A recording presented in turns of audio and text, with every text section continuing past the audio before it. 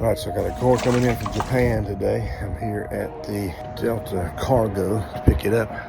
Okay, so I'm back from the airport, back at the pond.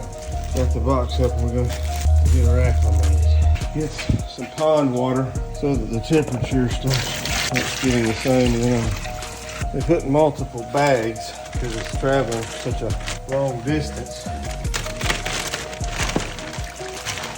Oh, there's another bag. Okay. Get that bag. There's 3 bags. I mean, it's been in this bag for almost 24 hours. Probably about ready to get out of there. There's a little fresh water in the bag there. God, it's beautiful. Oh, yeah. It is out of the bag.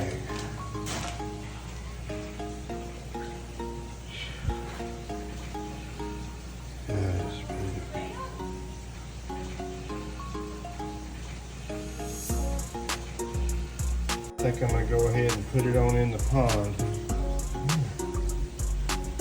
You see?